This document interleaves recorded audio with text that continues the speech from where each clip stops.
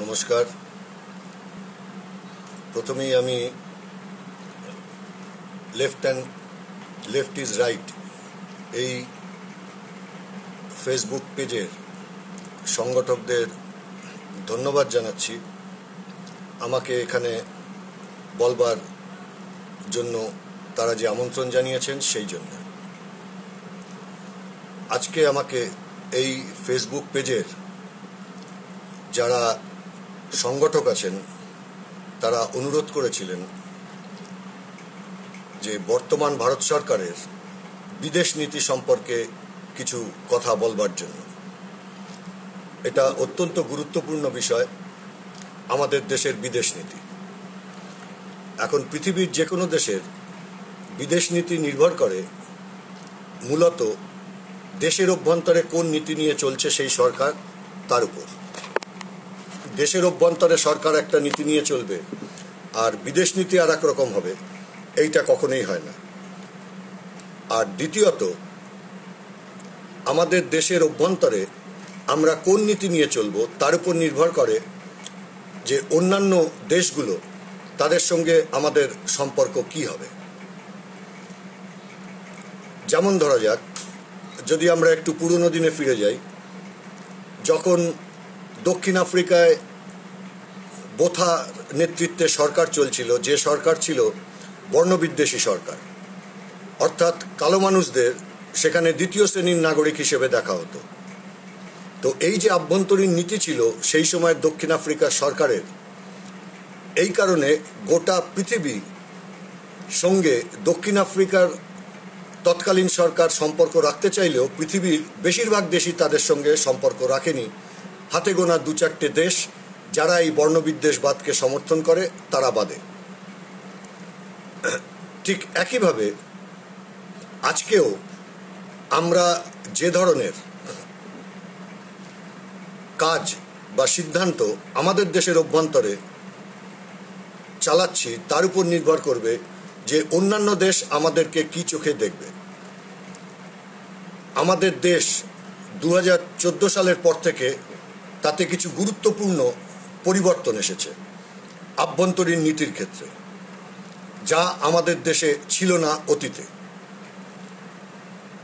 সেটা কিরকম আপনারা সবাই দেখতে পাচ্ছেন।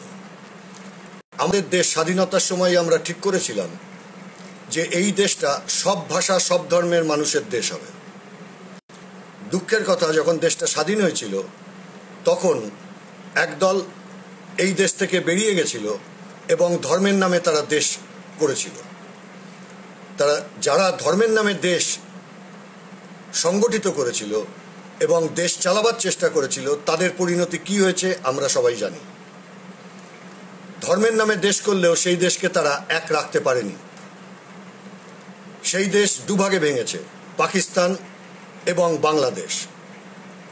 ভাষার ভিত্তিতে দেশ ভাগ হয়েছে।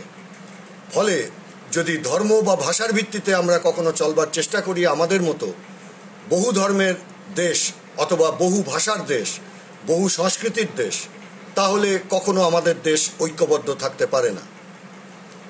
এখন যদি এই বহু ভাষার দেশ, বহু ধর্মের দেশ, বহু সংস্কৃতির দেশ, বৈচিত্র্যপূর্ণ দেশ, যে দেশ সম্পর্কে বলা হয় বিবিধের মাঝে দেখো মিলন মহান, সেইখানে যদি জবরদস্তি আমরা একটা ধর্ম, একটা ভাষা অথবা একটা সংস্কৃতি কারোর উপর চাপিয়ে দেওয়ার চেষ্টা করি, তাহলে এই দেশ কখনো এক থাকবে না। এদেশে মধ্যে ভাতৃঘাতী দাঙ্গা হবেই। কারণ প্রত্যেক মানুষের নিজের ধর্মের প্রতি শ্রদ্ধা আছে, নিজের ভাষার প্রতি ভালোবাসা আছে, নিজের মাতৃভাষাকে প্রত্যেক মানুষ মর্যাদা দিতে চায়। প্রত্যেক মানুষ তার নিজের সংস্কৃতি, তার ভিত্তিতে লালিত পালিত হতে চায়, তার পরবর্তী প্রজন্মকে লালন পালন করতে চায়। এবং এই জন্যই আমাদের দেশটা ঐক্যবদ্ধ। এত ভাষা, এত ধর্ম, এত সাংস্কৃতিক বৈচিত্র্য, খাদ্যাভ্যাসের এত বৈচিত্র্য, তা সত্ত্বেও। কিন্তু 2014 সালের যে সরকার আসলো আমাদের দেশে নরেন্দ্র মোদীর নেতৃত্বে, সেই সময় থেকে আমরা কতগুলো গুরুত্বপূর্ণ পরিবর্তন আভ্যন্তরীণ নীতির ক্ষেত্রে দেখতে শুরু করলাম। কি কি সেই গুরুত্বপূর্ণ আভ্যন্তরীণ পরিবর্তন? আমাদের দেশে সরকারে আসবার আগে নরেন্দ্র মোদী অথবা বিজেপি পার্টি তারা একবারও বলেনি যে তারা হিন্দি হিন্দু হিন্দুস্তান করতে চায়, অর্থাৎ এক ভাষা এক ধর্মের দেশ তারা করতে চায়।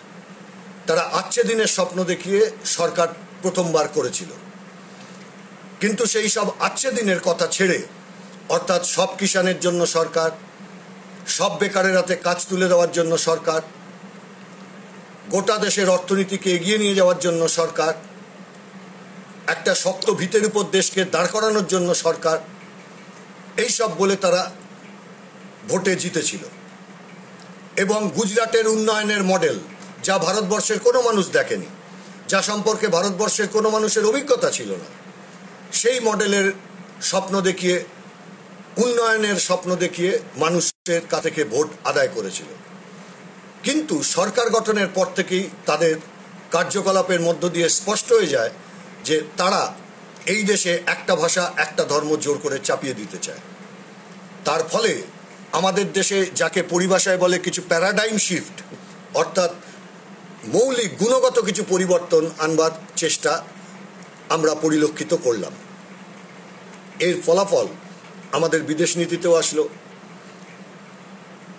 সব মানুষকে নিয়ে গণতন্ত্রকে রক্ষা করে একটা সরকার চলবে, এই ধরনের সরকার বা এই ধরনের দেশের সঙ্গে সেই সব দেশ সম্পর্ক রাখতে চাইবে যারা গণতন্ত্রের ভিত্তিতে নিজেরা দেশ চালায়, যারা অন্যান্য সব ধর্ম সব ভাষা তাদের দেশে যা যা আছে তাদের সবাইকে নিয়ে দেশ চালাতে চায়। তারা আমাদের দেশের সঙ্গে এই জন্যই সম্পর্ক রাখতে চায়।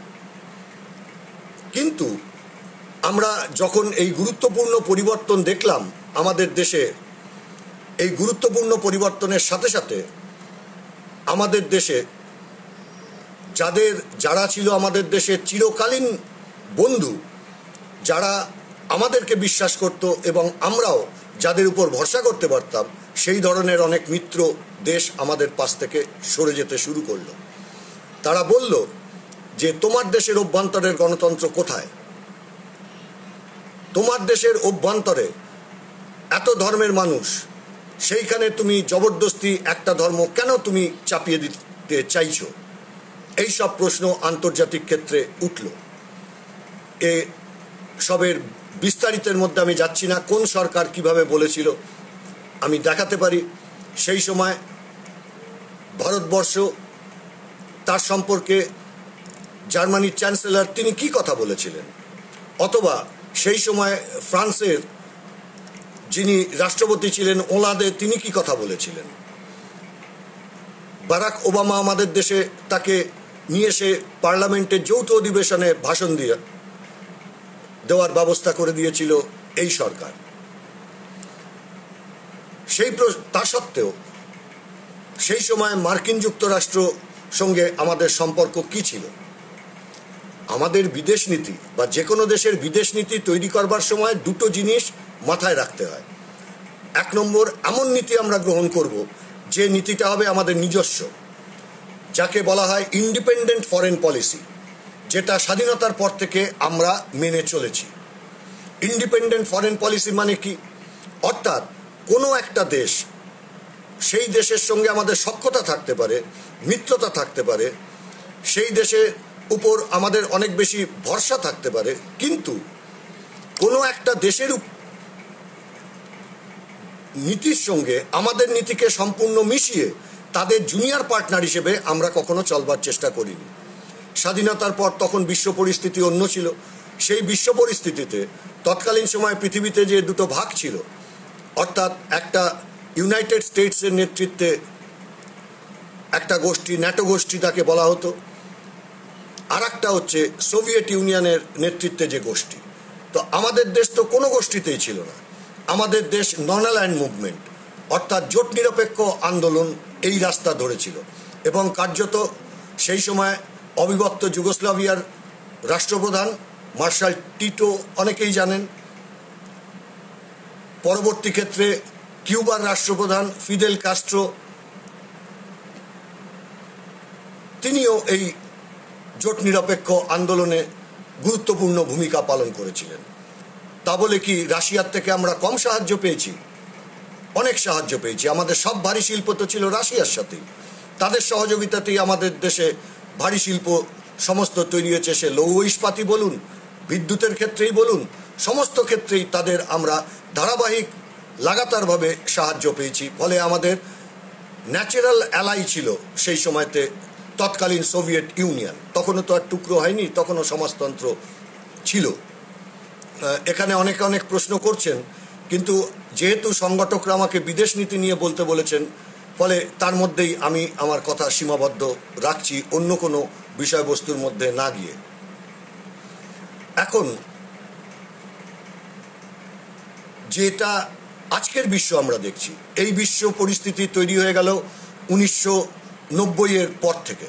সোভিয়েত ইউনিয়নের পতন, পূর্ব ইউরোপে সমাজতন্ত্রের পতন বা বিপর্যয় যা হলো, তারপর থেকে একমুখী বিশ্ব, ইউনিপোলার ওয়ার্ল্ড। এই ইউনিপোলার ওয়ার্ল্ড মানে মার্কিন যুক্তরাষ্ট্রের নেতৃত্বে ইউনিপোলার ওয়ার্ল্ড। তা বলে কি পৃথিবীর সব দেশ আমেরিকার সঙ্গে চলে গেল নাকি? তার কাছে নিঃশর্ত আত্মসমর্পণ করলো নাকি? করলো না তো। পৃথিবীতে যেমন মার্কিন যুক্তরাষ্ট্র, তাকে চ্যালেঞ্জ জানাবার মতো কোনো শক্তি ছিল না, তেমনি আবার এই পৃথিবীতে নিজস্ব স্বাধীন বিদেশ নীতি নিয়ে চলেছে পৃথিবীর বহু দেশ, ছোট বড় মাঝারি অনেক দেশ। ডেভেলপিং কান্ট্রিজ বা উন্নয়নশীল যে দেশ, সেই দেশগুলো তারা তাদের মতো করে নিজস্ব স্বাধীন বিদেশ নীতি তৈরি করেছে। আমাদের দেশেও আমরা বারবারে বলেছি। এই যে একটা বিষয় নিয়ে এখনো মানুষ খুব প্রশ্ন করেন আমাদেরকে, যে আপনারা 2008 সালে এত কেন বিরোধিতা করতে গেলেন নিউক্লিয়ার পাওয়ারের? তো আমরা তখনই বলেছিলাম, আমেরিকার জুনিয়র পার্টনার হয়ে লাভ কি? তখন ইউপিএস সরকার, কংগ্রেসকে আমরা বলেছিলাম যে আমেরিকার জুনিয়র পার্টনার হয়ে আপনারা কিছু পাবেন না। এই যে আপনারা আমাদের দেশে নিউক্লিয়ার পাওয়ার প্ল্যান্ট আমেরিকা করবে বলছে, এসব কিছু করবে না। কেন আপনারা ওদের কাছে আত্মসমর্পণ করছেন? কোনো আত্মসমর্পণ করে এইসব লাভ হবে না। তা 2008 সাল, আজকে দাঁড়িয়ে আছি 2020 সাল, একটা টাকা আমাদের দেশে এসেছে একটা নিউক্লিয়ার পাওয়ার প্ল্যান্টে? 1 মেগাওয়াট অতিরিক্ত বিদ্যুৎ উৎপাদনের ক্ষেত্রে আমাদেরকে আমেরিকা সাহায্য করেছে। নিউক্লিয়ার পাওয়ার যাকে বলে, অর্থাৎ পারমাণবিক বিদ্যুৎ তৈরির ক্ষেত্রে কেউ সাহায্য করেছে আমাদের? তার জন্য নিজের সরকারকে পর্যন্ত আপনি ঝুঁকির মুখে ঠেলে দিলেন। লাভ হলো কিছু? এখন তো নিশ্চয়ই ওরাও বুঝতে পারছেন, সামনে বলুন আর নাই বলুন। ফলে এই জন্যেই আমরা বলি যে নিজস্ব স্বাধীন স্বতন্ত্র বিদেশ নীতি দরকার। কারণ আমরা বেনানা রিপাবলিক যাকে বলে, বেনানা রিপাবলিক হওয়ার মতো আমাদের দেশ নয়। 130 কোটি মানুষের দেশ, এখন তারও বেড়ে গেছে। এত বড় আমাদের অর্থনীতি, আমাদের অর্থনীতির একটা ভিত্তি আছে, যতই গরিবী আমাদের থাকুক না কেন। ফলে আমাদের স্বাধীন নীতি তৈরি করবার যথেষ্ট যোগ্যতা আছে। কেন আমরা কারুর সঙ্গে চলে যাব? কারুর সঙ্গে তো আমাদের যাওয়ার দরকার নেই। এটা হচ্ছে 1 নম্বর প্রশ্ন। আর 2 নম্বর প্রশ্ন যেটা, বিদেশ নীতি কখনো রাষ্ট্রপ্রধানদের মধ্যে ব্যক্তিগত কি সম্পর্ক, সেই সমস্ত সম্পর্কের উপর নির্ভর করে না। অর্থাৎ নরেন্দ্র মোদীজির সঙ্গে কি সম্পর্ক আছে জার্মানির চ্যান্সেলরের মার্কেলের, তার উপর কিছু নির্ভর করে না। কি সম্পর্ক আছে ফ্রান্সের রাষ্ট্রপ্রধান মাকরের, তার উপর নির্ভর করে না। কিংবা বরিস জনসনের সঙ্গে কি সম্পর্ক আছে তার উপর নির্ভর করে না। এটা নির্ভর করে দুটো দেশ কোন নীতি নিয়ে চলছে তার উপর, সেই দেশগুলোর মধ্যে সম্পর্ক কি হবে। এতবার তো প্রধানমন্ত্রী গেছেন, কতবার গেছেন ওনার মনে আছে কিনা জানি না, আমার তো মনে থাকে না। 75 বার না কতবার তিনি এখনো পর্যন্ত বিদেশ ভ্রমণ করেছেন। তো কিসের জন্য এতবার বিদেশ ভ্রমণ যে করলেন আপনি? তা সেই প্রশ্নে কটা দেশ আপনার পাশে এসে দাঁড়ালো? যে আমেরিকা আপনি এতবার গেলেন, সেই আমেরিকা কি সাহায্য করেছে এখনো পর্যন্ত আমাদের দেশের অর্থনীতিতে? কোনো সাহায্য করলো? একটা উদাহরণ দেখাতে পারবেন? তারা একটা ইনভেস্টমেন্ট আমাদের দেশে নিয়ে এসে কোথাও একটা কল কারখানা কিছু তৈরি করলো? কটা তৈরি হলো? যা বিনিয়োগ হচ্ছে সব তো শেয়ার বাজারে। আর শেয়ার বাজারে বিনিয়োগের মানে কি? অর্থাৎ কারখানাটা ছিল, কেবলমাত্র মালিকানার পরিবর্তন হলো, তো তাতে কি অর্থনীতির কোনো লাভ হয়? কোনো তো লাভ হয় না। উল্টে বিপদের সময়, এই যে কোভিডের সময় আমরা দেখলাম ওই যে একটা ওষুধ হঠাৎ কেউ কেউ বললেন যে হাইড্রক্সিক্লোরোকুইন, এইটা নাকি প্রয়োগ করলে কোভিডের ক্ষেত্রে ভালো ফলাফল পাওয়া যেতে পারে। আমেরিকা কি করলো? ভারতকে দিতে বলল। তো আমাদের দেশে যারা কোভিড আক্রান্ত হচ্ছেন, যে কোনো দেশ আগে তো ওষুধ নিজেদের নাগরিকদের জন্য রাখতে পারলেন নরেন্দ্র মোদী। প্রথম দিন তো বললেন না, দেব না।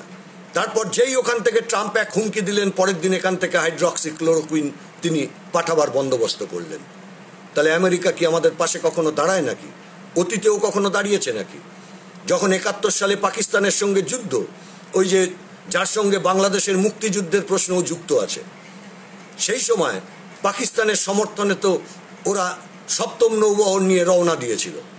সেই সময় তৎকালীন সোভিয়েত ইউনিয়ন সমাজতন্ত্র ছিল তখন। সোভিয়েত ইউনিয়ন বলেছিল আমেরিকাকে, তোমার 7ম নৌবহর যদি রওনা দেয় তাহলে আমার ফ্রিগেট এগুলোও কিন্তু বসে থাকবে না, তারাও রওনা দেবে। এই এক হুমকিতে সেদিনকে আমেরিকা পিছু উঠতে বাধ্য হয়েছিল, পাকিস্তানের পাশে এসে দাঁড়াতে পারেনি।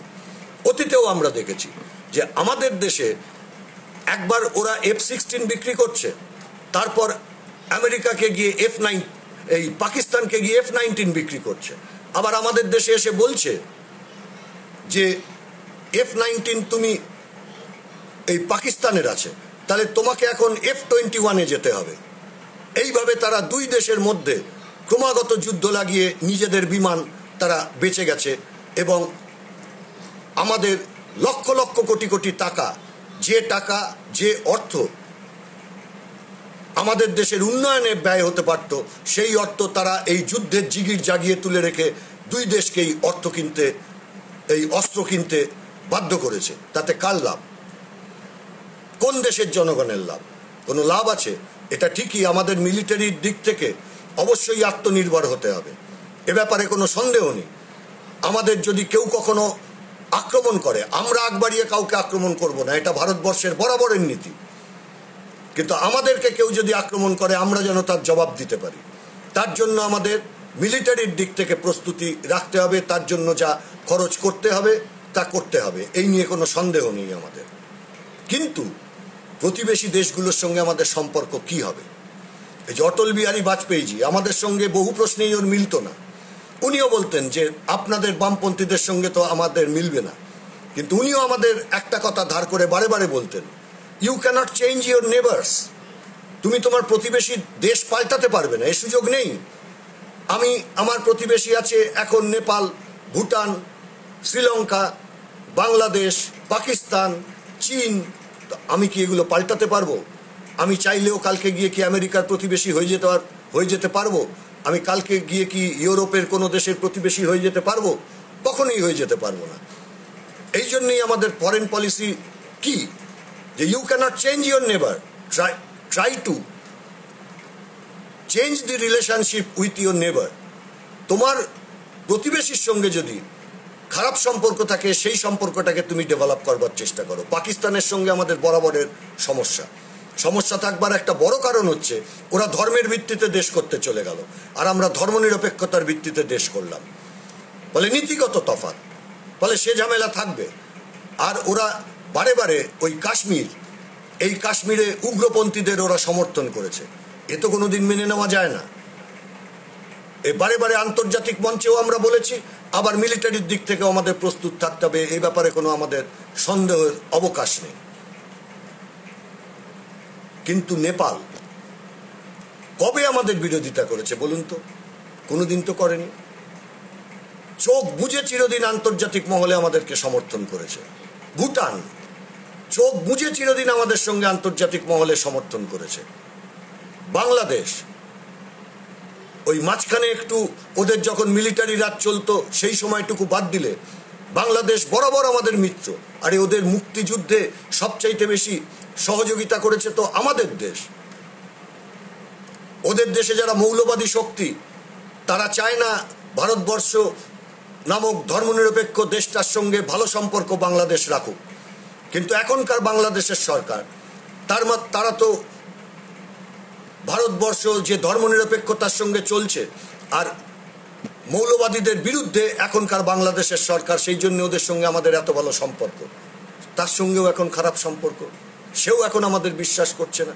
শ্রীলঙ্কা, যাদের সঙ্গে বরাবর আমাদের ভালো সম্পর্ক, এমনকি যখন ওদের শ্রীলঙ্কার আভ্যন্তরীণ সমস্যা ছিল, এলটিটির সমস্যা, সেই সময়তেও ভালো সম্পর্ক ছিল।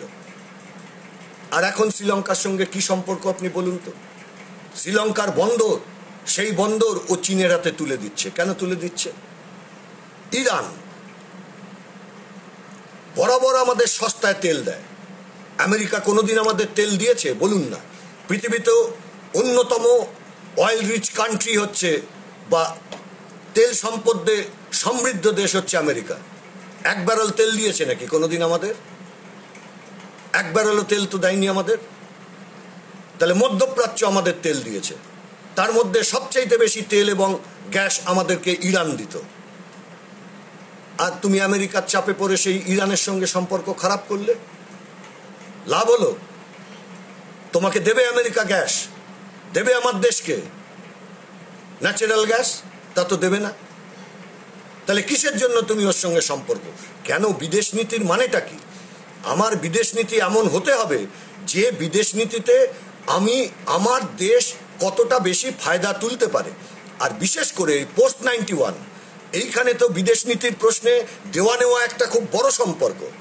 এই WTO রেজিম অর্থাৎ ওয়ার্ল্ড ট্রেড অর্গানাইজেশন যেদিন থেকে আসলো বাণিজ্যের ক্ষেত্রে একটা গুরুত্বপূর্ণ ভূমিকা নিতে শুরু করলো, সেই সময়তে তো আরো বেশি গুরুত্বপূর্ণ হয়ে গেল বিদেশ নীতি, যে কোন দেশের সঙ্গে কিরম সম্পর্ক রাখলে আমি এগোতে পারবো। আমাদের চিরদিনই ট্রেড ডেফিসিট বড় বড় অর্থনীতির দেশগুলোর সঙ্গে। এই যে এখন চীনের বিরুদ্ধে এত কথা হচ্ছে, তো আমাদের তো কয়েকটা প্রশ্ন। এই যা হলো ওই প্যাংগং লেকের ধারে, গালওয়ান নদীর ধারে, আমাদের 20 জন সেনা ওখানে শহীদ হলেন, মৃত্যু হলো। কেন মৃত্যু হলো? কারাতে মারা গেল। আজকের তারিখ পর্যন্ত প্রধানমন্ত্রী বলেছেন, উল্টে উনি অল পার্টি মিটিং ডাকলেন, যে অল পার্টি মিটিংয়ে সমস্ত রাজনৈতিক দল, আমাদের দল সহ সবাই আমরা প্রধানমন্ত্রীকে ফ্রি হ্যান্ড দিলাম যে আমাদের দেশের সার্বভৌমত্ব রক্ষার জন্য সরকার যে ভূমিকা নেবে আমরা ব্ল্যাঙ্ক চেক দিচ্ছি আমরা আপনাকে, আপনি দেশের সার্বভৌমত্ব রক্ষা করুন। উনি কি বললেন? উনি বললেন চীন আমাদের দেশের ভেতর ঢোকেনি।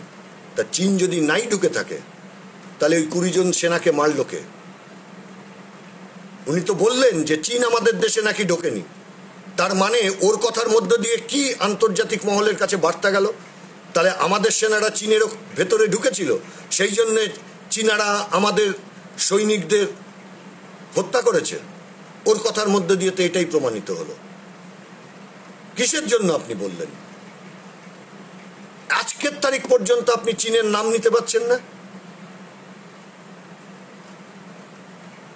যখন নরেন্দ্র মোদী, এ শুধু নরেন্দ্র মোদীর ব্যাপার না, এর আগে অরুণাচল প্রদেশে যখন যে প্রধানমন্ত্রী গেছেন চীন বিরোধিতা করেছে। আমরা তো বারে বারে বলেছি না, এ তো আমাদের দেশের অখণ্ড অংশ। ফলে আমাদের দেশের কোন অংশে দেশের প্রধানমন্ত্রী যাবেন, দেশের রাষ্ট্রপতি যাবেন, সে আমাদের দেশ ঠিক করবে। হু আর ইউ? তুমি কে বলবার? এই নরেন্দ্র মোদীও যখন অরুণাচল প্রদেশে যাওয়ার প্রশ্ন এসছে তখনও আমরা একই কথা বলেছি যে চীন কেউ নেই এই প্রশ্নে আমাদের বলবার। কিন্তু আমাদের কতগুলো জিনিস ভাবতে হবে। এই যে এখন চীনের বিরুদ্ধে যুদ্ধজিগির উনি তুলেছেন, আরে চীনের বিরুদ্ধে যুদ্ধ হবে না, নরেন্দ্র মোদীও জানেন, আমরাও জানি, সবাই জানেন এই ধরনের অসম যুদ্ধ কখনো হয় না। তাহলে আমাদের কি করতে হবে? এক, গোটা পৃথিবীর মতামতকে আমাদের পক্ষে নিয়ে আসতে হবে যে দেখো চীন আমাদের দেশের ভেতরে ঢুকে আমার 20 জন সৈনিককে মেরেছে, এটা তো বলতে হবে পৃথিবীকে। আর তার পক্ষে তো এভিডেন্স দিতে হবে আমাদের। গোটা পৃথিবীকে আমার পক্ষে যদি নিয়ে আসতে হয়, যেটা আমরা পাকিস্তানের প্রশ্নে বারে বারে করেছি, ইউনাইটেড নেশনসে কতবার পাকিস্তান বলেছে, আমেরিকা বলেছে যে তৃতীয় পক্ষ কাশ্মীরের প্রশ্নে তারা আলোচনা করবার জন্য এগিয়ে আসবে। আমরা চিরদিন বিরোধিতা করেছি যে আমাদের দেশের নীতি অন্য কেউ ঠিক করে দিতে পারবে না, আমেরিকাও না, পাকিস্তানও না। এবং গোটা বিশ্বের জনমতকে আমরা কেন আমাদের পক্ষে রাখতে পেরেছি? এই জন্যই রাখতে পেরেছি যে যতবার পাকিস্তান উগ্রপন্থীদেরকে ব্যবহার করেছে ততবার আমরা আন্তর্জাতিক মহলে সব দেশের কাছে ডকুমেন্ট সহ আমরা পাঠিয়েছি, এই দেখো এই অপরাধও করেছে। ফলে বিশ্ব জনমত আমাদের পক্ষে থেকেছে। ফলে চাইলেও কিছু করতে পারেনি। তখন তো আমেরিকা পাকিস্তানের পক্ষে। ওদের দেশে যদি ওই টুইন টাওয়ার না ভাঙতো তাহলে পরে এদের বিরুদ্ধে কোনোদিন আমেরিকা ছিল নাকি? এই মৌলবাদীদের, সন্ত্রাসবাদীদের বিরুদ্ধে বরঞ্চ উল্টো। কে না জানে ওসামা বিন লাদেন সিনিয়র বুশের সঙ্গে তিনি ব্রেকফাস্ট করছেন, দেখেননি? যখন সিনিয়র বুশের দ্বিতীয় টার্মের প্রেসিডেন্সিয়াল ইলেকশন হয়েছিল, এ তো নিউ ইয়র্ক টাইমস ছেপেছে, এ তো ওয়াশিংটন পোস্ট ছেপেছে, এ তো বিশ্বজুড়ে লোক দেখেছে। কে তৈরি করেছে ওসামা বিন লাদেনকে? মানুষ জানে না? নাজিবুল্লাহ সরকার আফগানিস্তান, তাকে ফেলতে হবে। তখন কাবুল ছিল পৃথিবীর আধুনিকতম একটা দেশ, সেইখানে নারীদের সমান অধিকার। মৌলবাদীরা তখনও ক্ষমতা দখল করতে পারেনি। এই নাজিবুল্লাহ সরকারকে ফেলবার জন্য ব্যবহার করেনি এই তালিবানদের, অস্ত্র তুলে দেয়নি তালিবানদের হাতে, ট্রেনিং দেয়নি এই তালিবানদের, টাকা দেয়নি। বিশ্বজুড়ে সন্ত্রাসবাদ তৈরি করেছে কে? সুদান, সেখানে কমিউনিস্টরা এগোচ্ছিল। ফলে সুদানে যাতে কমিউনিস্টরা গিয়ে কোনোভাবে ক্ষমতা দখল না করতে পারে, ওখানকার বোকো হারাম, যেটা হচ্ছে ওদের দেশের সন্ত্রাসবাদী সংগঠন, উগ্রপন্থী সংগঠন, কে তৈরি করেছে এই বোকো হারাম? সিআইএ এর ক্লাসিফাইড ডকুমেন্ট এখন তো আর ক্লাসিফাইড নেই, নন ক্লাসিফাইড হয়ে গেছে। সেই ডকুমেন্টে তো এখন দেখা যাচ্ছে বোকো হারামকে ট্রেনিং কারা দিয়েছে অস্ত্র।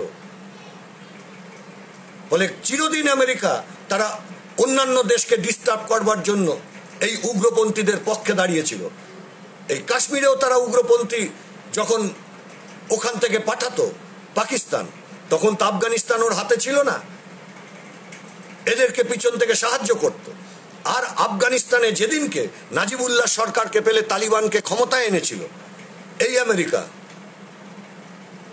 এই আফগানিস্তানের মধ্য দিয়ে সমস্ত উগ্রপন্থী কার্যকলাপ চালিয়েছে সন্ত্রাসবাদীরা আমাদের দেশে একটা বড় অংশে। আমেরিকা তো মদত দিয়েছে, কোনোদিন আমেরিকা আমাদের দেশের পক্ষে দাঁড়ায়নি। ওর সঙ্গে গিয়ে আমাদের লাভটা কি? এই যে ট্রাম্পের সঙ্গে এত তো সখ্যতা করেন, লাভ কি? তো আমি যে চীনের কথা বলছিলাম, এখন তো অনেক চীনের বিরুদ্ধে বলছেন। আগে উত্তর দিতে হবে তো ওকে। উনি সবচাইতে বেশিবার যে দেশে গেছেন সেই দেশটার নাম আমেরিকা। প্রথম কথা, এই দেশ থেকে আজ পর্যন্ত উনি কি সাহায্য নিয়ে এসেছেন? আর দ্বিতীয় কথা, এরপর সবচাইতে বেশিবার উনি যে দেশে গেছেন সেই দেশটার নাম তো হচ্ছে চীন। 8 বার উনি গেছেন এখনো পর্যন্ত চীনে, একবার দুবার না, 8 বার। চীনের প্রেসিডেন্টকে নিয়ে উনি গেছিলেন ওই চরকা কাটতে গান্ধীজির আশ্রমে গুজরাটে, কে ডেকে এনেছিল? তো তারপর এই যে চীনের সঙ্গে আপনি ভালো সম্পর্ক করেছেন, চীনে যে কমিউনিস্ট পার্টি আছে বলেই সে কিছু আমার দেশের বিরুদ্ধে কাজ করলে যে আমাদের সমর্থন করতে হবে তার তো মানে নেই। অতীতেও আমরা যেমন বলেছি, আমাদের পার্টি স্বাধীন পার্টি। যখন রাশিয়া ছিল অনেকে বলতো যে আপনাদের পার্টি কোন পন্থী, রাশিয়াপন্থী, মস্কোপন্থী না বেজিংপন্থী? এই জ্যোতিবাবুকে সাংবাদিকরা যতবার জিজ্ঞাসা করতেন উনি একটাই উত্তর দিতেন, hours is an independent party. আমরা মস্কোর পার্টিও না, বেজিং এর পার্টিও না। যারা বলতো চীনের চেয়ারম্যান আমাদের চেয়ারম্যান, আমরা বলতাম আপনারা অপরাধ করছেন, অন্যায় করছেন, অন্য দেশের একটা লোক কেন আমার দেশের চেয়ারম্যান হতে যাবে? আমার ভারতবর্ষের লোকের কি কোনো দাম নেই? ভারতবর্ষের লোকের কি বুদ্ধিশুদ্ধি নেই নাকি? তারপর তো তারা জনগণ থেকে বিচ্ছিন্ন হয়ে গেল, সমস্ত মানুষ মারার রাজনীতির দিকে চলে গেল, সে অন্য ইতিহাস, তার মধ্যে আমি ঢুকছি না। সেই সময় তো চীনের ওরা আমাদের পার্টির বিরুদ্ধেও কত কথা বলেছে, চীনের পার্টিও বলেছে। তারপর ক্রমে ক্রমে তারা বুঝেছে ওটা ভুল। তো অতীতেও চীনের সঙ্গে আমাদের সীমান্ত, সেই সময়তেও আমরা দেখেছিলাম চীনের সঙ্গে যখন আমাদের দুঃখের ব্যাপার একটু সম্প্রচারে বিঘ্ন করার জন্য সেই সময় তো আমরা বলেছি কিসের জন্য তুমি ঢুকেছো এখানে, ও বমডিলা পর্যন্ত তো চলে এসেছিল। আমরা তো তার বিরোধিতা করেছিলাম। চীনের সঙ্গে এত ট্রেড রিলেশন কে তৈরি করলো? নরেন্দ্র মোদী যেদিনকে এসেছিলেন, এটাকে বলে ব্যালেন্স অফ ট্রেড, আপনারা জানেন। অর্থাৎ আমাদের দেশ কতটা রপ্তানি করছে চীনে, আর চীন থেকে কতটা আমদানি করছে। আমরা যদি আমদানি বেশি করি, রপ্তানি কম করি, তাহলে নেগেটিভ ব্যালেন্স অফ ট্রেড, অর্থাৎ আমাদের দেশ বেশি পয়সা খরচা করে কিনছে আর আমদানি করে আমাদের দেশের পয়সা তুলনামূলকভাবে কম আসছে। তো ব্যালেন্স অফ ট্রেড মাইনাসে চিরদিনই আমাদের চীনের সাথে। কিন্তু আজকে 10 গুণ বেশি হয়ে গেল এই ব্যালেন্স অফ ট্রেড মাইনাস। কেন? কে করলো? এই যে এখন বলছেন আপনারা, বলছেন একটা কথা যে চীনের দ্রব্য বাতিল করো। কেউ চীনের দ্রব্য ব্যবহার করবে না, পোড়াও। তো চীনের দ্রব্য কিনতে লোক কি বেজিং গেছিল নাকি? চীনের লোক তো যায়নি। বরঞ্চ জিনজিংপিং এর সঙ্গে এই উহানের নাম এখন অনেকেই জানেন কোভিড-19 জন্য, যারা প্রথম এইটা দেখেছিল। এই উহানের জন্য উহানে গিয়ে কে দোলনায় দুলেছিল? এটা 2018 সালের কথা। তখন একবারও বলেছিলেন যে চীন থেকে আমাদের এত আমদানি হচ্ছে, আমরাও কিছু জিনিস রপ্তানি করবার আমাদের সুযোগ দিন? কোনো আলোচনা করেছিলেন নাকি? করেননি তো। বরঞ্চ গুজরাট, আমার কাছে আছে সেই বক্তৃতা, ওই বক্তৃতা আমি আপনাদের শুনিয়ে দিতে পারি। গুজরাটের নির্বাচনে উনি বক্তৃতা করেছিলেন, তখন উনি গুজরাটের মুখ্যমন্ত্রী, যে আমাকে আর একবার মুখ্যমন্ত্রী বানাও। মুখ্যমন্ত্রী বানাবার পর আমি গুজরাট ভরিয়ে দেব চীনের বিনিয়োগ এনে, গুজরাটের অর্থনীতিটাই আমি পাল্টে দেব চীন থেকে বিনিয়োগ এনে। এ বক্তৃতা এখন অন রেকর্ডস আছে তো। এবং গুজরাটে তো উনি তুলে এনেছিলেন চীনের প্রেসিডেন্টকে সেই সময়, আর উনিও গেছিলেন সেই সময়তে চীনে। তো মানুষ তো গিয়ে বেজিং থেকে চীনের জিনিস কিনতে যায়নি। এই যে এখন উনি বললেন যে 59টা আমি অ্যাপ বাতিল করে দিলাম, তো তাতে কি হলোটা কি? আমাদের ম্যাপটাকে ছোট করে দিচ্ছে চীন, এই হচ্ছে অভিযোগ। তো ম্যাপ রক্ষা করবার প্রশ্নে আপনি কি বললেন? আপনার বিদেশ নীতি কি? পৃথিবীর কটা দেশকে আপনি বোঝাতে পারলেন? এখন না হয় কোভিড-19 হয়েছে বলে উনি বিদেশ ঘুরতে পারেন না, ওনার একটু মন খারাপ আছে, ও ঘুরে বেড়াতে ভালোবাসেন। দুঃখের কথা, দেশের মানুষের ট্যাক্সের পয়সায় উনি ভ্রমণ বিলাসী। সে ঘুরুন, দেশের প্রধানমন্ত্রীর অধিকার আছে, উনি ঘুরতেই পারেন। তো এত তো আপনি ঘুরলেন, বোঝাতে পারলেন কাউকে? কেন বোঝাতে পারছেন না আপনি? কেন এ কথা বুক টুকে বলতে পারছেন না যে চীন আমাদের দেশে ঢুকে আমাদের 20 জন সৈনিককে মেরেছে? 59টা অ্যাপ বাতিল করে কি হলো? ও আমাদের ম্যাপ পাল্টে দিয়েছে, এইটা হলো অভিযোগ। আসলে এই অ্যাপের পিছনে অন্য গল্প আছে, তখনই আমরা বলছিলাম। উনি তো রিলায়েন্স ছাড়া আর কাউকে দেখতে পান না। ওই 3-4টে পরিবার আছে, ওই 3-4টে পরিবার, তারাই তো ধনী। এই কোভিডের সময়, লকডাউনের সময় সবার লোকসান আর রিলায়েন্সের মুনাফা। এই কিছুদিন ধরেই আমরা শুনছি কিছু অ্যাপ তৈরি করবার চেষ্টা করছে রিলায়েন্স।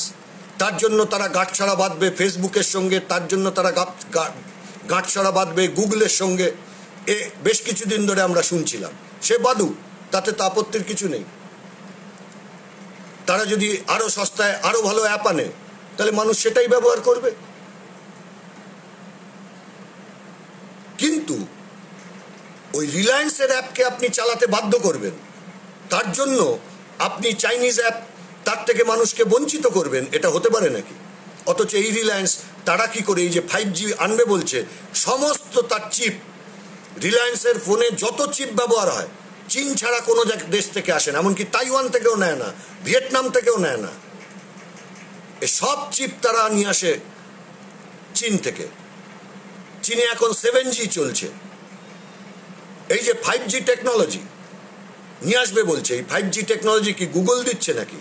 দিচ্ছে না তো। AT&T আমেরিকার কোম্পানি দিচ্ছে নাকি? দিচ্ছে না তো।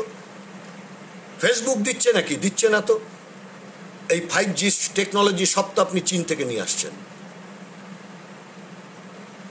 আর BSNL কে আপনি প্রাবন্দি লাগালেন যে BSNL এখন আর চীনের সঙ্গে কোনো চুক্তি করতে পারবে না। ও রিলায়েন্স আনতে পারবে চীন থেকে সমস্ত কিছু, সে ব্যবসা করতে পারবে।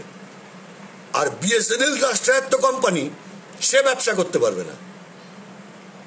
ফলে রাষ্ট্রায়ত্ত কোম্পানিকে মারাও হলো, চীনের বিরুদ্ধে যুদ্ধজিগির তুলে দেশপ্রেমও তোলা গেল, আর রিলায়েন্সকেও সুবিধা করে দেওয়া গেল।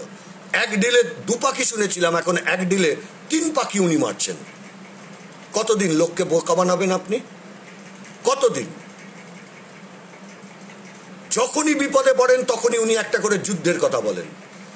এই লোকসভা নির্বাচনের আগে যত নির্বাচন হয়েছে উনি হেরেছেন। তারপর বালাকোটের ঘটনা, আজ পর্যন্ত তদন্ত কমিটি যে তৈরি হয়েছিল বালাকোটের, রিপোর্ট আসলো না কেন? আপনি তো প্রধানমন্ত্রী, আপনি তো তদন্ত কমিটি করেছিলেন, কেন আসলো না? বালাকোটে কে বোম মারলো? কোথা থেকে ওই গাড়ি ঢুকলো?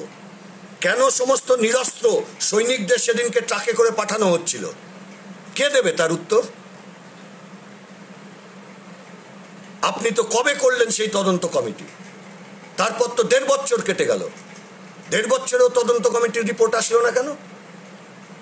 বলতে হবে তো আপনাকে।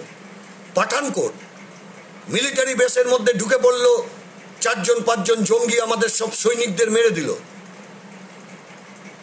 অতীতে উগ্রপন্থীরা আমাদের দেশের ভয়ঙ্কর ক্ষতি করেছে, বম্বে ব্লাস্টের মতো ঘটনা ঘটিয়েছে, তাজ হোটেল আক্রমণের মতো ঘটনা ঘটিয়েছে, বিভিন্ন ধরনের অনেক সাধারণ নিরীহ নাগরিক তাদেরকে হত্যা করেছে, কিন্তু মিলিটারি বেসে কখনো ঢুকতে পারতো না।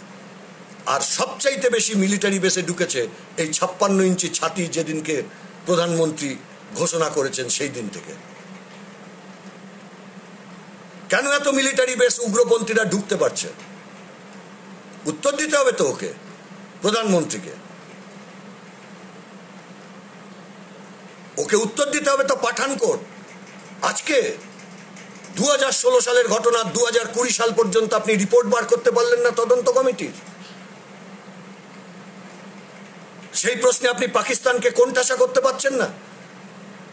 এত এত দেশ সরকারি ট্যাক্সের পয়সায়, আপনি মানুষের জনগণের পয়সায় ঘুরে বেড়াচ্ছেন, পাকিস্তানকে কেউ যাতে অস্ত্র বিক্রি করতে না পারে আপনি তার পক্ষে জনমত তৈরি করতে পারলেন না।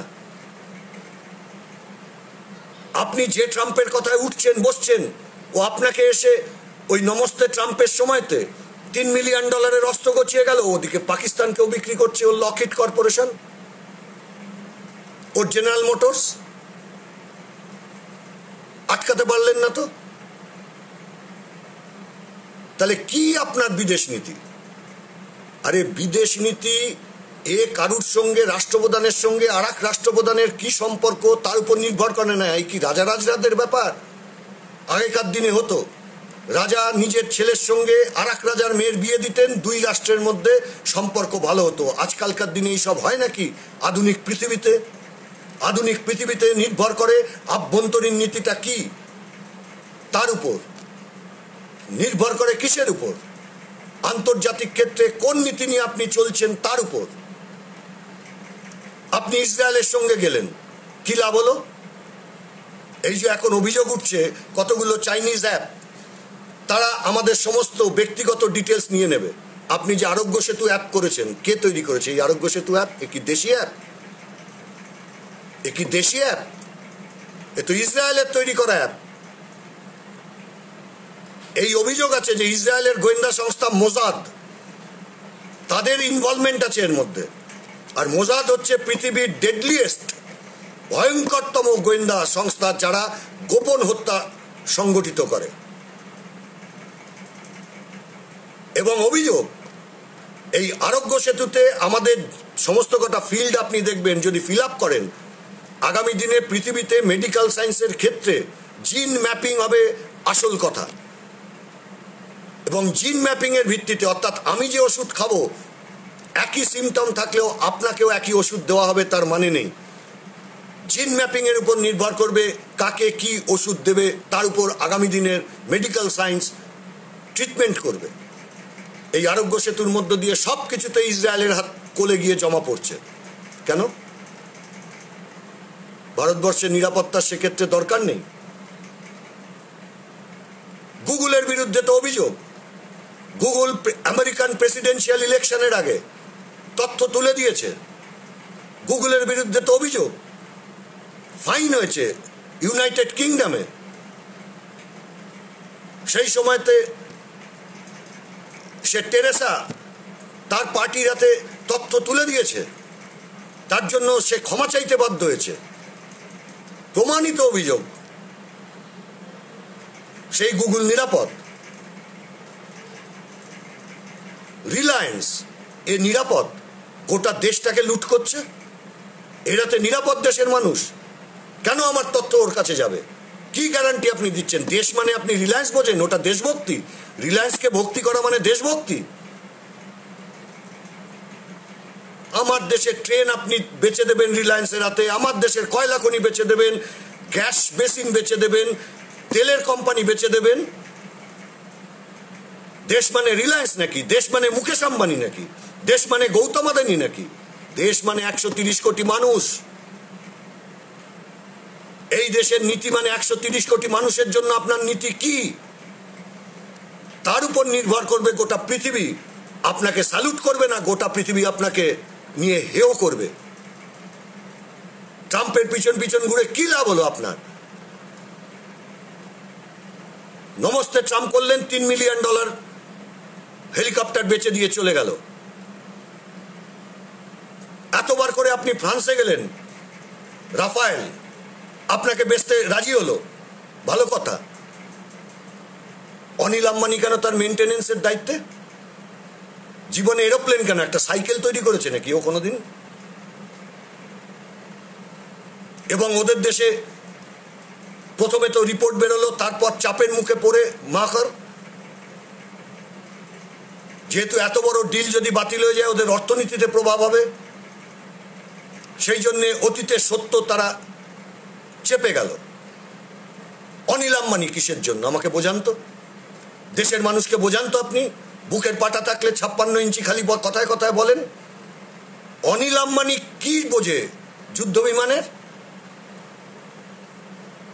তাকে নিয়ে গিয়ে আপনি তার হাতে তুলে দিলেন রাফায়েলের মেনটেনেন্স আর পরবর্তী টেকনোলজি ট্রান্সফার আমার হাতে হ্যাল থাকা সত্ত্বেও। রাশিয়ার সঙ্গে গিয়ে আপনি ভালো সম্পর্ক তৈরি করছেন, ভালো, কিন্তু সম্পর্কটা কিসের ভিত্তিতে? অতীতে তো রাশিয়া চিরদিন আমার সঙ্গেই ছিল। আপনি এখন আমেরিকার সঙ্গে বেশি ঝুঁকছেন, রাশিয়া আপনাকে সন্দেহের চোখে দেখছে, অথচ আপনি রাশিয়ার সঙ্গে সব মিলিয়ে যা চুক্তি করে রেখেছেন, শোনা যাচ্ছে নাকি $16 বিলিয়ন চুক্তি করে রেখেছেন, বিভিন্ন অস্ত্র শস্ত্র যা আপনি পাবেন, ওই Sukhoi aeroplane, Kalashnikov rifle, S-400 missile, এই সব মিলিয়ে। বলে কিসের জন্য আপনি? আমেরিকার কাছে গিয়ে যদি এই সব খোয়াতে হয় আপনাকে, কালকে কি হবে? তাহলে বিদেশ নীতি মানে দুটো কথা। পৃথিবী আমাকে সম্মান করবে তখনই যখন দেখবে এই দেশের সব মানুষ, এই দেশের সরকার তো সব ভোট পাবে না, তাহলে আর গণতন্ত্র কেন? কিন্তু বিদেশ নীতির প্রশ্নে এবং মূল কথাগুলোর প্রশ্নে দেশের বেশিরভাগ মানুষ ঐক্যমত। অতীতে তো কংগ্রেসের সঙ্গে কত ঝগড়া ছিল আমাদের, কিন্তু নির্জোট আন্দোলন আমরা তো সমর্থন করেছি। এই যে আমরা ব্ল্যাঙ্ক চেক দিয়ে দিলাম চীনের সঙ্গে গোলমালের পরেই, কিন্তু নরেন্দ্র মোদীরই তো হাঁটু কেঁপে গেল। আমরা বললাম যে চীন আমার দেশের ভেতরে ঢুকছে কেন, আর উনি চীনের নামই বলতে পারছেন না। ওনার কি ভাসুর ঠাকুর নাকি যে নাম বলতে পারছেন না? নাকি ভাদ্রবউ যে নাম বলতে পারছেন না? কিসের ভয়? আপনারা তো আজকের তারিখ পর্যন্ত আপনি নাম বলতে পারেননি। এখন পৃথিবীতে এই দক্ষিণপন্থী শক্তিগুলো জোট বাঁধবার চেষ্টা করছে। এই যে দক্ষিণপন্থী জোট, দেখবেন ডোনাল্ড ট্রাম্প উনি এখন নরেন্দ্র মোদীকে খাতির করছেন একটাই কারণে, তা হলো ভারতীয়দের ওখানে বিরাট ভোট আছে, এবং এই যে ভারতীয়দের ভোট, এই ভারতীয়দের ভোট না পেলে ওখানে ট্রাম্পের জেতবার কোনো সুযোগ নেই। ওই জন্যেই ওখানে নিয়ে গিয়ে ওই হাউডি প্রোগ্রাম করলো। আমাদের দেশের টাকা খরচা করে, আমার আপনার ট্যাক্সের টাকা খরচা করে, কোটি কোটি টাকা খরচা করে ওখানে ডোনাল্ড ট্রাম্পের বিজ্ঞাপন করতে গেছিল। আর ও ভারতবর্ষে আসলো, কিন্তু ও কিন্তু ভারতবর্ষে এসে $3 বিলিয়ন ব্যবসা তুলে নিয়ে গেছে, আর তার সঙ্গে নরেন্দ্র মোদীর সমর্থনও তুলে নিয়ে গেছে। ওদিকে ব্রাজিল, আমাদের দেশ একটা নীতি নিয়ে চলছিল যেটাকে বলা হয় brisk, BRISC, Brazil India, Brazil Russia India, China south Africa, emerging economy. গোটা পৃথিবীতে এই অর্থনীতিগুলো ক্রমশ বড় হচ্ছে এবং একটা হিসেব আছে এই অর্থনীতি যেভাবে বাড়ছে, এখন কোভিড পরবর্তীতে অবশ্য পৃথিবীটা একটু অন্যরকম হয়ে গেল। এই ব্রিক, এই ফরমেশন 2030-এ সম্মিলিতভাবে এরা ইউনাইটেড স্টেটসের ইকোনমিকে ছাড়িয়ে যেতে পারে। এবং ব্রিক্স, এদের যে সম্মিলিত অর্থনীতি, সেই সম্মিলিত অর্থনীতি সেটা ইউরোপিয়ান অর্থনীতিকে ছাড়িয়ে যাবে। ফলে আমাদের তো এইটা করা দরকার ছিল, তা তো করলেন না। এবং ন্যাচারাল অ্যালাই, এখন ব্রাজিলের শুধু বোলসোনারোর সঙ্গে ওর সম্পর্ক, যত দক্ষিণপন্থী শক্তি তার সঙ্গে উনি সম্পর্ক রাখছেন, যারা নিজেদের দেশেতেই কোশ্চেন, যারা নিজেদের দেশে বিভেদের নীতি নিয়ে চলে, কেবলমাত্র তারাই ওর মিত্র।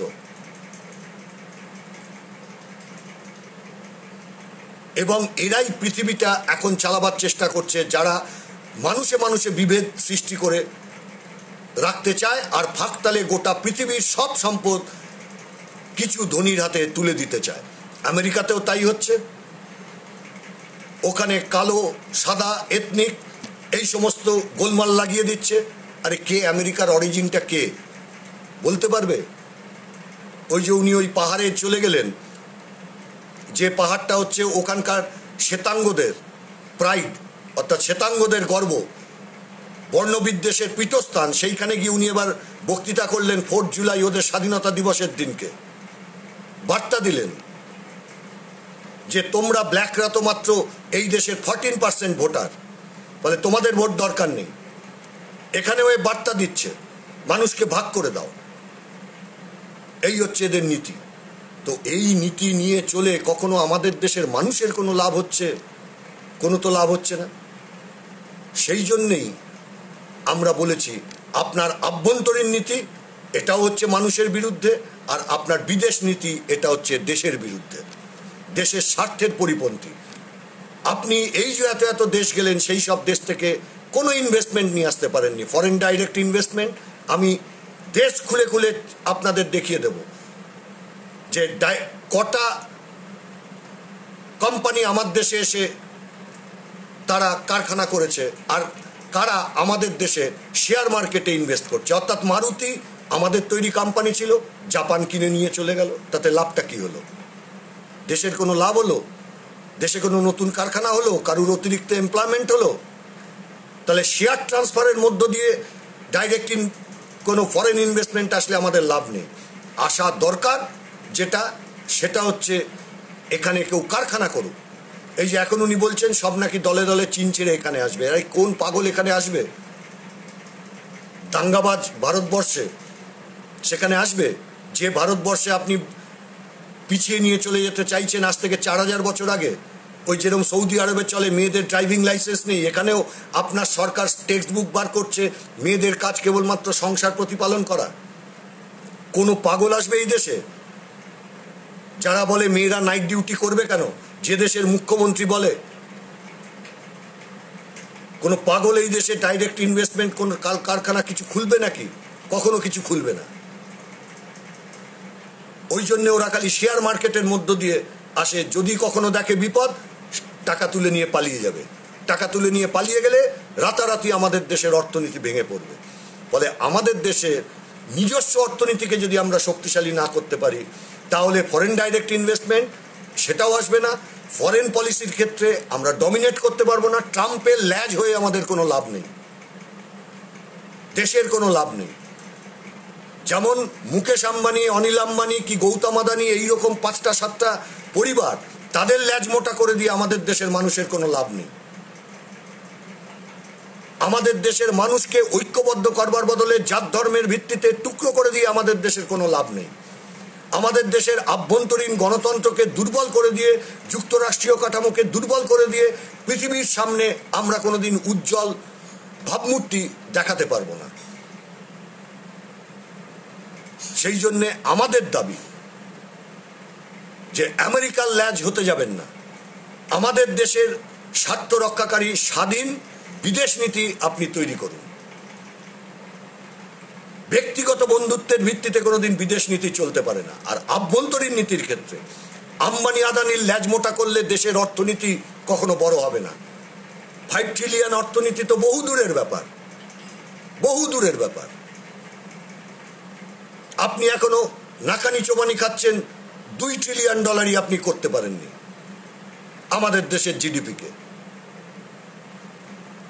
কি করে পৌঁছবেন ওখানে আপনি? ফলে আভ্যন্তরীণ অর্থনীতিকে যদি শক্তিশালী করতে হয়, আভ্যন্তরীণ বাজারটাকে শক্তিশালী করতে হবে, চাহিদা বাড়াতে হবে। তাহলে আভ্যন্তরীণ বাজার বা চাহিদা বাড়াবো কি করে? লোকের হাতে অর্থ তুলে দিয়ে। ওই জন্যই তো আমরা বলেছি কোভিড পরিস্থিতিতে যে লোকের হাতে কাজ নেই তাকে অন্তত 6 মাস 7,500 টাকা করে দিন। আপনার 20 লক্ষ কোটি টাকার প্যাকেজ লাগবে না, এই টাকাটা 12 লক্ষ কোটি টাকার মধ্যেই সম্ভব। আর এই অর্থটা তুলে আনবার জন্য সাধারণ লোকের উপর ট্যাক্স বসাতে হবে না, পেট্রোল ডিজেলের উপর আপনাকে 1 পয়সা ট্যাক্স বসাতে হবে না। আমাদের দেশের সুপার রিচ ধনী, তুমুল ধনী যারা, তাদের সম্পদ ট্রান্সফারের উপর 2% ট্যাক্স বসালেই আপনি বছরে 6 লক্ষ কোটি টাকা তুলে আনতে পারবেন। ফলে 2 বছরের মধ্যে এই 12 লক্ষ কোটি টাকা আপনার সরকার কেবলমাত্র সুপার রিচদের উপর ট্যাক্স বসালেই আপনি করতে পারবেন। আমাদের 3 নম্বর কথা, আমাদের দেশের মানুষকে ঐক্যবদ্ধ যদি না করতে পারেন, আমাদের দেশের মানুষকে অর্থাৎ এত ধর্ম, এত ভাষা, এই সমস্ত মানুষকে যদি ঐক্যবদ্ধ না রাখতে পারে, তাহলে দেশ আভ্যন্তরীণ শক্তি কখনো বাড়াতে পারবে না, আর পৃথিবীর সামনেও নিজেদের শক্তিশালী হিসেবে আত্মপ্রকাশ করতে পারবে না। সেই জন্যে আমাদের কথা, নরেন্দ্র মোদী দেশের ভেতরেও মানুষকে বিভক্ত করবার নীতি নিয়ে চলছেন। দেশের মধ্যে গুটি কতেক ধনী, ওর চারপাশে যারা ঘোরে, তাদের ল্যাজ মোটা করবার নীতি নিয়ে চলছেন। আর আন্তর্জাতিক ক্ষেত্রেও যারা বিভেদের নীতি নিয়ে চলে, তাদের ল্যাজ হয়ে উনি থাকতে চাইছেন। আমরা এই লেজুর বৃত্তির বিদেশ নীতির বিরুদ্ধে। আজকে সংগঠকরা আমাকে মূলত নরেন্দ্র মোদী সরকারের বিদেশ নীতির উপর বলতে বলেছিলেন, অন্য কোনো বিষয়ের উপর বলতে না বলেছিলেন। সেই জন্যেই আমরা কেবলমাত্র, আমি এর মধ্যেই আমার কথা সীমাবদ্ধ রাখলাম। স্বাধীন, সার্বভৌম, নিরপেক্ষ আমরা আমাদের দেশের বিদেশ নীতি তৈরি করতে চাই। ধন্যবাদ সবাইকে, অনেকক্ষণ ধরে আমার কথা শুনলেন বলে ধন্যবাদ।